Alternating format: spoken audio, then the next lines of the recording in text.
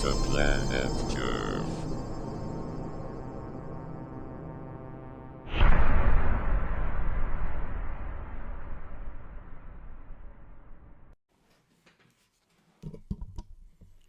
Greetings, Jerflings. Welcome to Planet Jerf, episode 5. Pretty cool week going on. Once again, joined off screen by my trusty sidekick, my wife. She's working on Pinterest today, and but when I check out her Pinterest, she's just looking up adorable ways to disclose to your husband that you're getting a divorce. You build it into a cake, the "I'm leaving you" cake that she keeps on she keeps on posting. My kids are nowhere to be found. Two of them, they're upstairs right now. One is looking up ways on YouTube how to make rolling tobacco cigarettes. And the other is looking at how bodies decompose over time. And the third one is just wandering around the neighborhood stealing Amazon packages off of the doorsteps of different people's houses. So that's where all of my family is accounted for. And I'm here in the studio trying something new, trying to get my sidekick just lobbed a wave pool sized glob of spit from her mouth from laughing at all of the hilarious things going on in the studio. My drink of choice this week is the Y3 the Y3000 AI designed Coca-Cola. I tried it last night. I wasn't expecting much, but hey, I after having a couple of sips, I don't think we need humans doing anything. I think that these computers have figured out how to make the best combination of tastes, and they've done it with the Y3000 Coke. I'm not getting paid by Coca-Cola to tell you this. I'm not at all receiving any sort of cashback incentive for telling you to try the Y3000 Coke. All I know is that today when I went into the Shell, I was going to have Baja Blast, the drink that the drink that looks and tastes and has probably less health qualities than Windex. But something in my brain told me to go get more of the AI Coke, and maybe that's maybe that's the computers at work fixing things in my brain, making me crave it. I don't know. I feel like last night I had a bottle of this. I felt like I could stay up for 48 hours straight, watch all the Lord of the Rings movies, and then write a thesis on why this Coca-Cola is the best and why we should let robots replace all of our things. I have a new cast. It's a splint. Call me Splint Eastwood, I guess. But if you can see, I'm in way more pain now than I was even with the cast, because there's no support. I just have a floppy hand. But if you can see, they have this sexy little lingerie piece on the splint. It looks like Ariana Grande wearing a corset on my hand.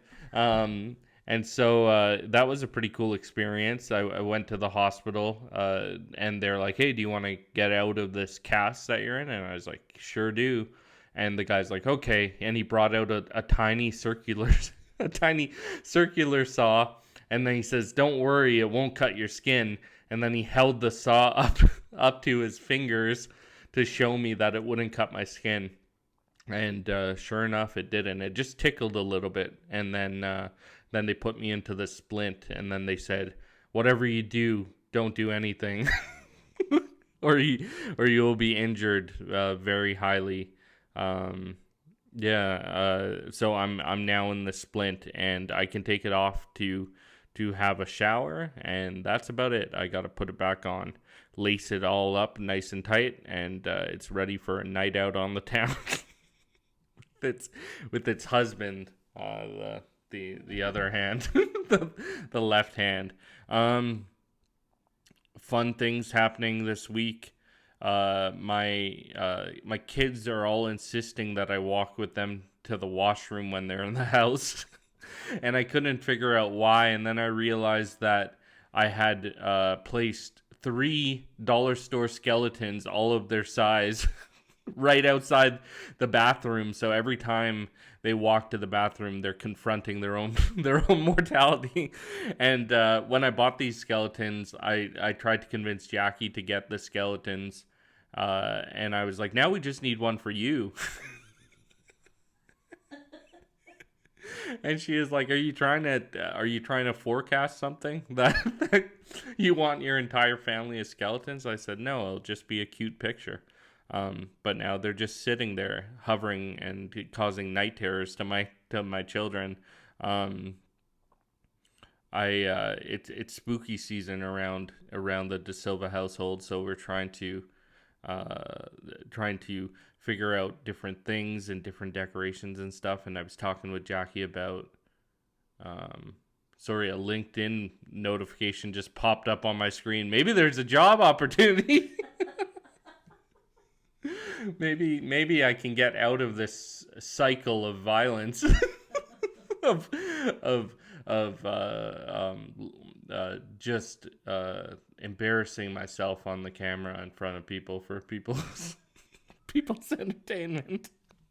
It says LinkedIn, a dishwasher at D-Spot Dessert.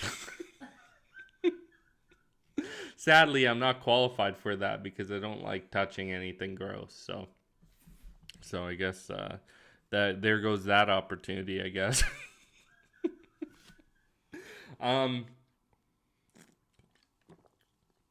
What if I just turned into a robot right now? Just zzz, zzz, zzz. Love that Y3000 Coca-Cola. So we're talking about spooky stuff going on, and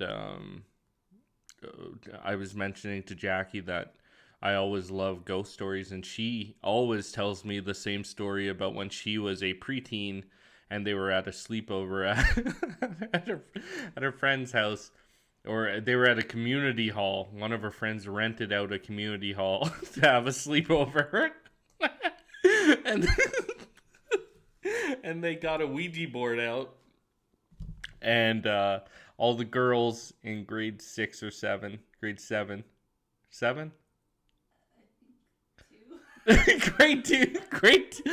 2, you were having a community. Grade 2, your parents let you have access to a Ouija board and sleep over in a random community hall in grade 2. Grade 5 probably, because the person you summoned you would be unaware of in grade 2. So all the girls in grade 5 had a Ouija board in the community hall, and they were summoning people, and one of the girls was like, let's summon Kurt Cobain. And then all of a sudden the entire community hall cracked like a power cord on a Fender Stratocaster. And Kurt Cobain was communicated in that to these girls. He came down from the heavens to say hi to a random group of girls in the Springman Community Center, and so that's the big scary story. And so that was a reminder to me to not mess with these Ouija boards. You don't know what kind of demons you might be summoning. You might be summoning Kurt Cobain or Jimi Hendrix or who knows. Some person is gonna make a crack. My son, who's usually kicking around the podcast studios, is currently at my parents' house, hanging out with my dad. And every lunch hour, my son, while he's here, he always requests a buffalo chicken roller. I don't know where he gets that from. I don't know where he gets the craving from. But he likes to go to Shell and get a buffalo chicken roller. So we go, and it always seems to time out when I have my lunch hour, and also all of the high school students in the vicinity also to have their lunch hour. But the owner of the shell is always very, very happy to see my son and I emerge into the shell and relieve him of the stress of serving 900 high school students who all look like Drake. So he goes in, and every time the Pakistani convenience store runner is always like, "Oh, do you want a little treat?" And he gives him an extra buffalo chicken roller. And I was thinking, either this guy thinks that my son is just a fresh refugee child that is malnourished and is in need of a break, or he thinks that this child reminds him of when he was a child wanting his own buffalo chicken rollers growing up in Karachi. And so we have this scam going, and it's pretty good. I'm running out of steam because not a lot of cool shit happened this week. I was giving a lecture to my one daughter while we were waiting for one of my daughters watched the movie The Witches and couldn't sleep most of the week, and so she was complaining about not sleeping, and as a result she missed school on Monday, which meant that she also missed her dance class on Monday. But what that meant was she sat in the van with me while the other daughter went to dance class. And when we were parked there, my wife, Jackie, goes in to get River, pick her up, and I'm sitting in the van. And I was giving Story a lecture on anti-bullying and how you should be nice to people. But then out of the corner of my eye, I saw a guy who I will refer to going forward as Coldplay Dad.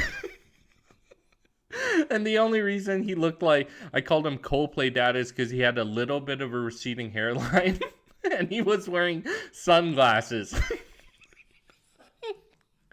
And so for the next 15 minutes, I was making fun of Coldplay Dad to my child. Every tear is a waterfall. And Coldplay Dad was walking around, and I didn't realize that my window was cracked open. So he heard many of the insults I was hurling at him about looking like Chris Martin from Coldplay. And then I turned to my daughter, and she said that I don't like that man either. And then I was like, why? And she was like, because he's wearing a coat that businessmen wear. And so instead of communicating about anti-bullying, we actually teamed up to bully this poor dad who was just going to pick up his child and thought he was looking cool. So that was the other thing. This is like a 5-minute podcast this time. I think that I'm too focused on the camera. Yeah. Jackie's nodding no, but I think it's having the same effect of... You should tell the story about the other dance dad. Oh, yeah. There was this other dance dad who is always there, and he's like too good of a dad. Like every time he goes in, he's really, really tuned into his child. Whereas if I could drop my kids off at a bus stop and they could make their way to the dance studio, then I would love that situation, because then I don't have to interact with. Like, I'm really proud of the results that they're coming back home doing little pirouettes and stuff like that. But certainly I could spare myself the awkward 20 minutes of chit chat with the people at the front desk of the dance studio every week I go in there. I think they think that I'm taking the whole place hostage. Whenever I walk in, they think that something's amiss when I enter. But there's a dad that his daughter's name is Clara, and whenever he's in there, he's always like, okay, Clara, I hope you have a great day at dance today. And then Clara is like, okay, Daddy, I really love you. And then Clara starts walking up the steps to the studio, and he's like, bye, bye, Clara, bye. Bye, Clara. Bye. Bye. Bye. Bye. Daddy loves you. Bye. And then Clara's in tap dance, so she'll take like 2 steps and it'll go like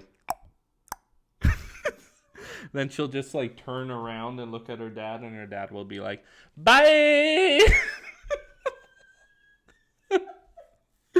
And so this dance dad was driving me nuts, because I don't have the same verve when I say goodbye to my children. So Jackie had seen this guy as well, and I was sitting in the car and I saw him walk in one time, and I was like, I bet this guy's compensating for something. Like he must be like a shitty husband. Or something like that, or he must be a terrible person. And then I went in to pick up my girls again, and he was there with his wife, and he was dropping off his other child to the next dance class, and his wife was picking up Clara, and so the wife was leaving in a different vehicle, and his other daughter Josephine was going up the stairs. And then he gave a big hug to his wife, and he was like, okay, bye. And then Josephine's walking upstairs, and he's like, bye, bye, bye. I'm like, I guess this guy's a pretty good husband as well. I don't know, maybe he'll be a good friend in the future. Who knows? Maybe I've judged him wrong. But yeah, that's one of the banes of my my dance dad experience. I have some other stuff on here going on. I live by McDonald's. Not to reveal where I live, but I live near a McDonald's, and sometimes I get an aching, a craving late at night, and so I'll go for a late night McDonald's. It's like a little field trip for myself, a little vacation from the everyday. And so I'll go to the McDonald's at 1 a.m. And one time I went to the McDonald's at 1 a.m. and the person in the drive-thru was like, just pull up to the other window. And there was I made my order, and it's 24-hour McDonald's, and Harpreet, the man working there, was doing 5 jobs. He was they should have called him Steve Jobs. He was doing so many jobs. He was like the Wizard of Oz when they reveal the curtain. It was just like Five Guys has 5 guys. This McDonald's has 1 Sikh guy, and he does all the jobs all at once. And I think it's pretty cool.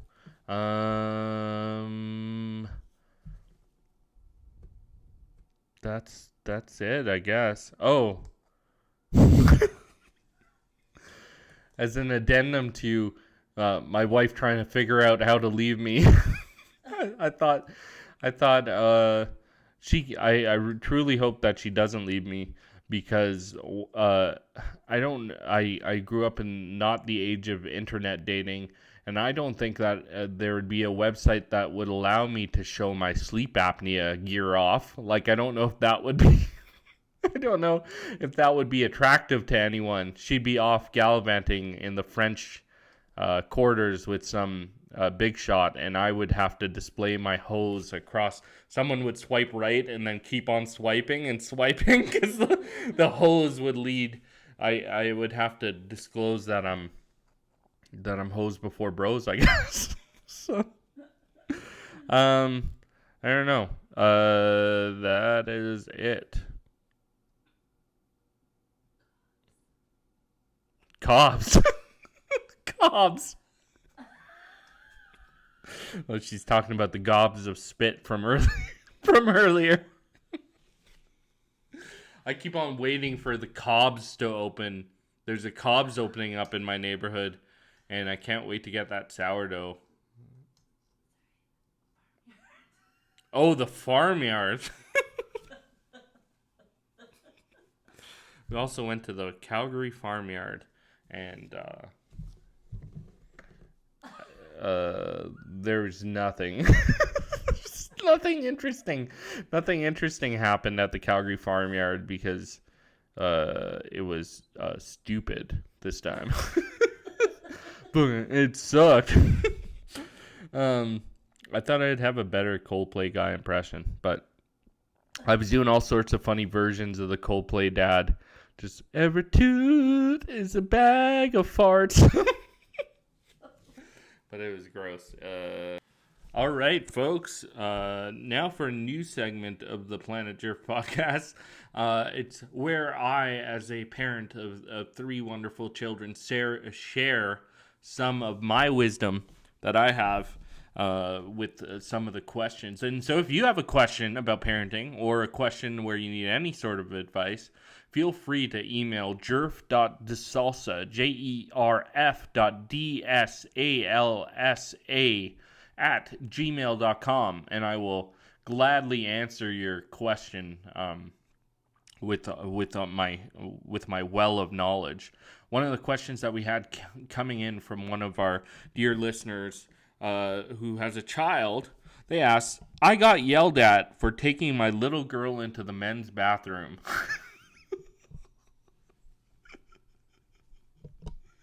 And I think rightfully so. Because why? Did she have to go to the washroom? Was she standing on guard while you took a shit? No, I think it's okay that you took your little girl into the men's bathroom. It's not like some layer of hell that you're exposing her to. It's more that this is 2023 and gender is fluid. And so you should rephrase that question as in, I took my little person into the person's to the person bathroom. And maybe that's your answer, is that doesn't matter where you shit as long as you do shit in a toilet. And who cares who sees what's going on? Really? I mean, you got to educate your kids at some point. So what better time than after you've had your mucho burrito and you're using their gendered washrooms, their unwoke gendered washrooms. Another piece of advice: is it weird to drop off a gift basket for a neighbor I've never met that just had a baby? And yes, it is weird. It is weird. That is weird as shit, because that means that you have been observing. You've been secretly observing your neighbor's pregnancy over the past 9 months. And so if you all of a sudden willy-nilly drop off a Cookies by George on their front step, that means that you've been a-leering and a-lurking around dark corners looking at what's going on, and you now feel inclined to award their promiscuous behavior or whatever was going on. So I think maybe hold out on the gift. Save that money for take your wife out to a nice steak dinner or something like that at Caesar's Steakhouse. Get the cheese toast and tell them Jerf sent you. There won't be a discount, but it will be a good meal. That's what I would say about that.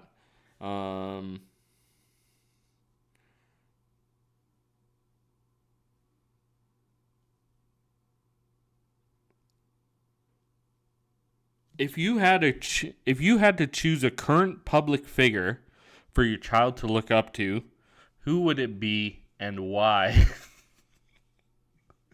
Well, If I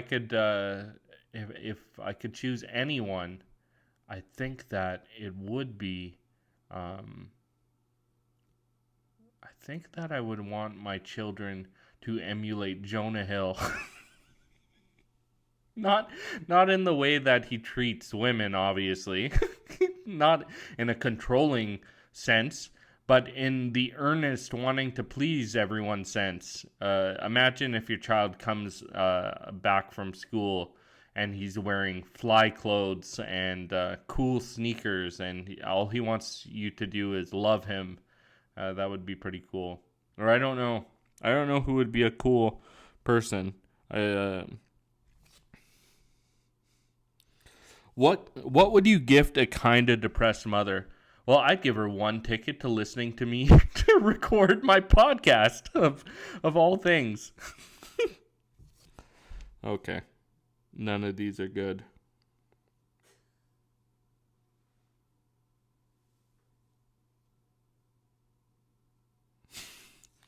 Okay, here is a question that perhaps I can answer. My niece is crying about there being less cream in a USA Kinder Joy egg, and her parents are trying to find out if this is true or if there could be a replacement. Does anyone know if this is true or have ideas? No, my one idea is maybe tell your jerk of a niece to shut the hell up and eat her candy. Like, what a complainer. There's other things going on in the world, fictional niece, other than how much cream is in your USDA approved Kinder Joy egg. Who even opts? What kind of kid opts for a Kinder Joy egg when you could have a Kinder Surprise? You're over surprises. You're over the little shitty car that you have to assemble from the Kinder Surprise, that you just want the cream version of that. I think that's terrible.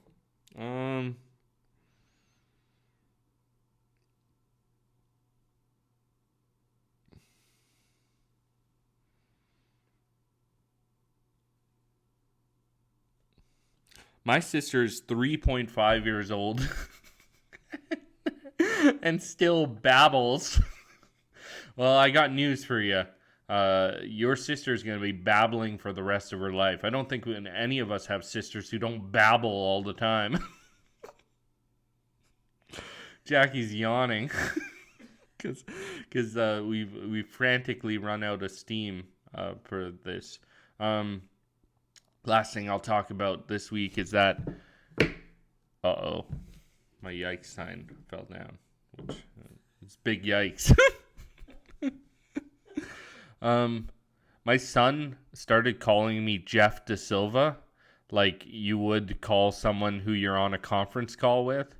And I'm always embarrassed because when he's, it's like he's treating me like his, just a person that he only randomly sees every time, other than the person who does funny voices with him. I don't know. I don't know what else to say. But the moral of this episode of the Planet Jerf podcast is try and prepare a little bit more next time. Have a few other things to talk about. But if you want to send in, if you are a listener and you want to get advice on whatever crap is going on in your dumb life, then email jerf.thesalsa@gmail.com and I will provide you with a great answer because I am full of wisdom. So, peace, Jerflings. Take care.